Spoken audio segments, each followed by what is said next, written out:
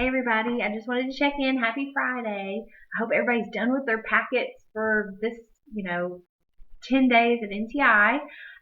We are going to start spring break next week, so you have no work to do next week. But just a reminder, Mr. Bratcher sent out a message about the pickup and the drop off of your packet. So what's going to happen is you're going to go to the back parking lot of Newton Parish, and you're going to drop off your packets on Monday or Tuesday of next week. Even though it's during spring break, we want you guys to pick up your packets so that way after spring break you'll have everything ready to go. But basically, you're going to drop off your packets that you've completed, and then you're going to pick up your new packets. Now, you don't start those until after spring break. So on April 6th, that's when you'll start your next day of NTI, and I'll post a video for day 11 that Monday. So don't worry about anything until April 6th, okay? But make sure you drop everything off. You want to drop off your library books that you checked out from Miss Lanham, and also please, please, please, please look through your house and get every book that you've ever taken from my library as well and return those too. And we'll try to make sure that we can get you some online books to read these next 10 days, okay? So, and also I'm going to keep doing read alouds every day, so that way you'll have at least a read aloud to listen to, okay? So, if you did not get a piece of paper yesterday and draw what you were hearing, then I want you to go, push pause on the video and go get a piece of paper and a pencil, and I want you to draw what you're hearing, so that way your mind can be active while you're listening, okay? So you can divide your paper into 4 parts, and you can draw different scenes. Draw Tony and Joel, what they were doing yesterday. You can draw them in the river, and you can draw them swimming and competing. And then, of course, wherever I start today, you'll want to continue your drawing, okay? So that way you can have something to do while you're listening, and it makes it just kind of interesting, okay? So yesterday we left off with Joel and Tony. They were swimming out to the sandbar, and Joel had challenged him to kind of a race, if you will, to see who could make it first. And the current was really strong, and so Joel he's a good swimmer, but he was having a little bit of trouble fighting the current. And he heard Tony in his ear, and he could hear him splashing and things like that. But at some point, he didn't hear Tony anymore. And so when he finally reached the sandbar, he got up and he looked around, and he didn't see him at all. And so he kind of got worried. He thought maybe Tony was playing a trick on him. But after a while, he started to get really worried because he wasn't emerging from the water. So that's where we are right now, and that's where I'm going to pick up, okay? So he looked around. Still nothing disturbed the smooth surface of the water, and nothing skulked along the bank. No hidden form. He might have been the only human being alive in the entire world. If he found him hiding somewhere on the bank, he would beat him to a bloody pulp. He would never speak to him again, never do anything with him again. It was a dirty trick, the dirtiest trick Tony had ever pulled. A shiver convulsed Joel, though the sun was still bright and hot, and he began to move woodenly towards the spot where he had left his clothes. He would get dressed, and he stood there over his pile of clothes.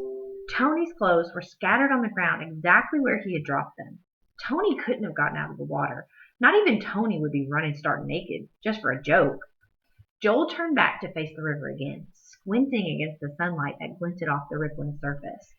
It wasn't possible. It couldn't be. It was all a terrible dream which he would awaken any moment. Far above him, a car rumbled across the bridge. "Wait!" Joel screamed, coming out of the trance in which he had been standing over Tony's clothes. "Stop! Help!" He ran towards the bridge, flailing his arms, but the car was too far away for anyone to see. It moved smoothly up the hill and on the other side of the bridge. Joel stopped in his tracks, trembling, his teeth chattering in erratic bursts. Then he ran back to his clothes. So let's stop right there. So, if somebody's teeth are chattering, even though it's summertime and the sun is really hot and, there's no reason for him to be cold, I want you to stop and think about what that means. How is he feeling on the inside of his teeth are chattering, okay? He stopped in his tracks, trembling, his teeth chattering in erratic bursts. Then he ran back to his clothes. He grabbed his jeans from the pile, letting his underpants and shirt tumble to the ground. His hands shook so violently that he could barely hold the jeans up to step into them. The heavy material stuck against his wet skin. He tried to stuff his feet into his sneakers. He gave up and began to run towards the highway, still struggling to fasten the jeans. There would be another car coming soon. There had to be. As he ran, he paid no attention to where he stepped. He looked down once, after tripping and picking himself up to see that his big toe was bleeding. But it might have been someone else's toe. He felt nothing. A thistle beneath his left foot only made him move faster. Up the hill, his lungs pumping. The air seemed to hold him back exactly as the water had earlier.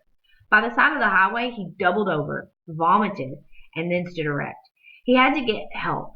Maybe Tony would still be saved if he got help.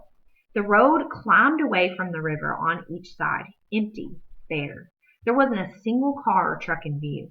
The only movement anywhere was a black crow wheeling high in the sky. Joel turned towards home and began to run blindly up the middle of the highway. He could feel the river just behind him, a presence, a lurking monster waiting to pounce, a monster that swallowed boys. Joel increased his speed, his heart hammering against his ribs, his bare feet slapping against the dark pavement. Wow, so there's a lot right there.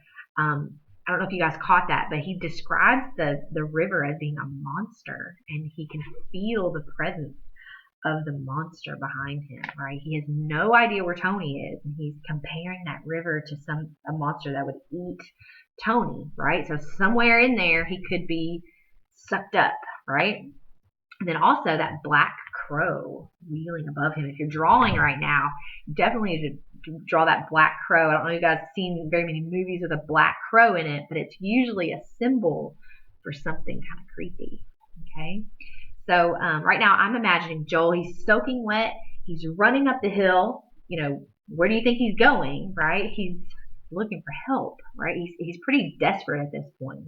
I can feel his heart pumping in my own chest. Okay. All right. So next is chapter 6. Joel was halfway up the hill before another car crested the rise at the top and started towards him. It was a big old boat of a car, blue with silver fenders, a red and orange flame painted on the hood. Joel planted himself in the middle of the lane, waving his arm. The blue car swerved towards the opposite side of the road, and he lunged to stay in its path, determined not to let it get away. The car came to a screeching, vibrating halt inches from his extended arms. "What do you think you're doing?" the driver yelled. He was a teenage boy, probably 18 or 19, with a lot of dark hair and bare, muscular arms. "Please," Joel gasped, and then he couldn't say any more. He stood doubled over the car's hood, trying to catch his breath, trying to get the words past his throat. "Please," he repeated. "The kid looks sick," a blonde girl said. She was sitting next to the boy, so close that she could have been sharing the driving. She leaned forward as she spoke, peering through the windshield at Joel. "In the river," he managed to say, pointing. "Please, come." "What's in the river?" the boy asked, attentive now. "What are you talking about?" Joel shook his head, unable to speak again. His face felt numb. "You mean somebody's drowning or something?" The boy leaned forward, gripping the wheel. Joel nodded dumbly. "Get in," the driver ordered, reaching back and swinging the door open for Joel. Joel stumbled around the car and slid into the back seat, pulling the door shut again. The blonde girl turned and stared, her mouth working methodically around a wad of purple gum. She looked scared. The car started up with a screech of tires, barreled down the road, and skidded to a stop on the gravel shoulder just before the bridge. "Who do you say it is?" the boy demanded, already out of the car and jerking open Joel's door. "A friend of yours?" "Yeah," said Joel, finding a bit of voice as he climbed out of the car. "His name's Tony." "Well, where did he go in?" "I'll show you," Joel said, and he headed for the riverbank at a stumbling run. The bigger boy ran beside him, the girl next to the boy, her hands fluttering in front of her like large moths. The sight of the river, the faint, dead fish smell of it, made Joel's knees buckle when he got to the bank again. The boy grabbed his arm and held him up. "Here?" he asked, setting Joel back on his feet. There's a place where it gets deep, right about there." Joel pointed in the direction of the spot where he thought Tony had gone down. The boy pulled off his shirt. "How did he get in there anyway?" he asked. "We were swimming out to the sandbar, and when I looked back, he wasn't there. I tried to find him, I really did." Joel choked as he spoke, his chest heaving in something like a sob. But he wasn't crying. His eyes were perfectly dry, and though he was shaking, his insides were frozen into a dead calm.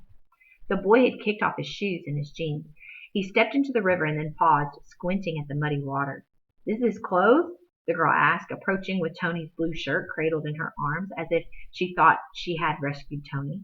"Yeah," Joel answered, resisting an impulse to tell her to keep her hands off Tony's things. The boy plunged into the water, skimming against the surface, humming up and diving more deeply still. "You be careful," the girl called towards the place where her boyfriend had disappeared. Joel and the girl stood side by side waiting. Joel wondered for a moment if he should be back in the water looking too, but the memory of the current pulling at him, holding him down and turning his legs to lead, he couldn't move towards that river again. The boy was going to find Tony anyway. Joel was certain of it. The first time the boy surfaced, Joel called out excitedly, "Tony!" But the teenager's hands were empty, and Joel stifled a second, more forlorn cry. "The current probably took him that way," Joel called, pointing towards the bridge, and the boy nodded and ducked under again, swimming farther out this time and emerging downriver 10 or 15 feet. He stayed with it, turning in every direction, diving again and again until his chest heaved and staggered when he stood. His girlfriend paced on the bank, cracking her gums steadily. Be careful," she said occasionally, more to the surrounding air than to her friend. "You won't find anything there," she called desperately when he swam almost to the middle of the river once. "He wouldn't have gone that far out." "But what if he did?" Joel demanded, and the girl didn't answer. She looked as though she were about to cry. Joel stood on the bank and called helpful directions, but finally, despite Joel's encouraging suggestion to try just a bit farther down, the boy began wading towards the shore. His head was lowered so that the water sheeting off of his hair wouldn't drip into his eyes. "You aren't quitting, are you?" Joel asked, the knowledge that he had quit already lying heavily in his gut. "Yeah," the boy gasped, picking up his shirt and wiping his face with it. "I'm quitting." "But you can't," Joel wailed. "You just can't." The boy shrugged. He spoke between deep, quavering breaths. "Look, do you know how long it takes somebody to drown?" Joel didn't answer. He hadn't thought about it. Besides, he didn't want to know. "About 5 minutes, I'd say." The boy bent over, resting his hands on his knees. "About 5 lousy minutes." More deep breaths. "Maybe even less." Joel turned away, walking along the bank a few feet, but the boy's voice followed him. The boy was beginning to breathe more normally now, and the words came out in larger clumps. "And how long was it before you even got me down here? 10 minutes? 15? Joel couldn't respond. "And do you know," the boy went on, straightening up slowly, "how hard it is to find anything in a river like this? How fast the current would pull somebody along?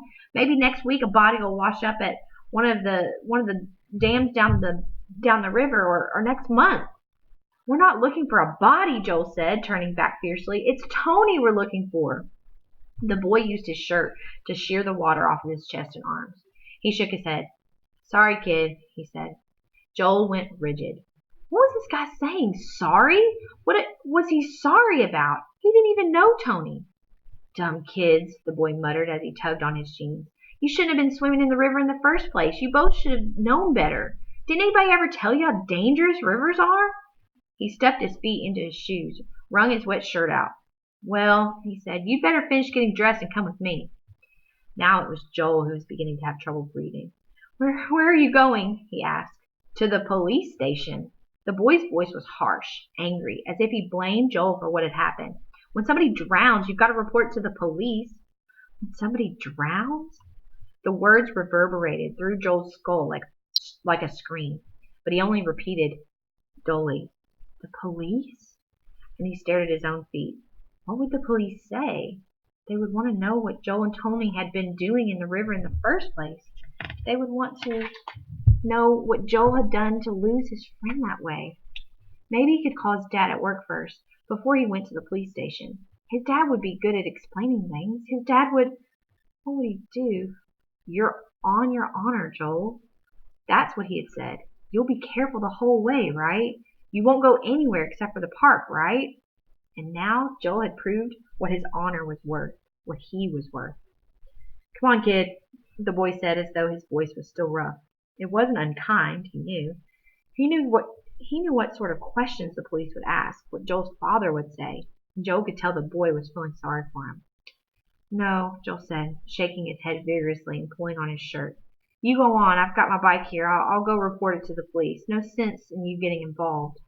You're right. He's right, the girl said. She held her chin up and spoke with authority, though there were tears running down her cheeks. There's no sense. Besides, if we go back into town, I might get into trouble. I called in sick to work today, remember? To go with you. And she placed an extended index finger in the middle of the boy's chest. But it's got to be reported, the boy said stubbornly. And the kid's parents have to be told too. At first, Joel thought the boy was talking about his parents, about telling his father and mother. But then he realized the boy meant the Zambrinskis. Joel hadn't even thought about Tony's parents up until now. For an instant, he imagined ringing the Zambrinskis' doorbell, and he saw Mrs. Zambrinsky, her face tired, her eyes already sad, coming to the door. When the door opened, though, it was Mr. Zambrinsky standing there, a heavy leather belt in his hand. Joel could feel the cold sweat breaking out along his sides. If the police didn't get him, Tony's father would for sure. I'll go to the police, he said. I promise. Wow. Okay, so Joel is only thinking about himself at this point up until the teenage boy says something about telling Tony's parents, right? So Joel's got all these feelings going on. He's thinking he's going to get in trouble. He's thinking about, like, the police. I mean, there's lots of things that I'm thinking, but I'm wondering what you guys are thinking. If you'll jot down some notes on your paper, I would love to see some of your thoughts and see, what should he be thinking about, right? Instead of worrying about getting in trouble, maybe should he be thinking about something else? Should he be feeling any other feelings besides worried he's going to get in trouble? I just want you to just think about what you would do if you were in those shoes. Okay, so it's really, really deep here. Okay, guys. So I'd love to hear from you. Please comment on the dojo post and let me know what you're thinking. Okay. I will check in again the Monday after spring break, so we won't hear what happens next until April 6th. Okay, so we've got some time to comment. So whenever you hear this, just go ahead and post something and let me know what you guys are thinking. Okay, I'd love for you guys to chat back and forth too. So if somebody has something good that they want to tell the class, and if anybody wants to respond, like, hey, I thought what you said was really good, and I think that would be a good conversation. Okay, so have a great spring break. Don't forget to get your stuff turned in to Newton Parish sometime between 9 and 2 on Monday or Tuesday, this Monday or Tuesday, okay?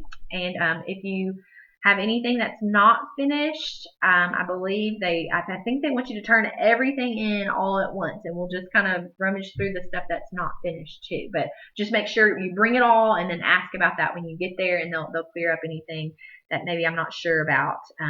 So we're still deciding how we're going to keep these documents and how we're going to grade everything, but we do want them all turned in on either Monday or Tuesday. Okay, so I will talk to you guys next week. Have a great weekend.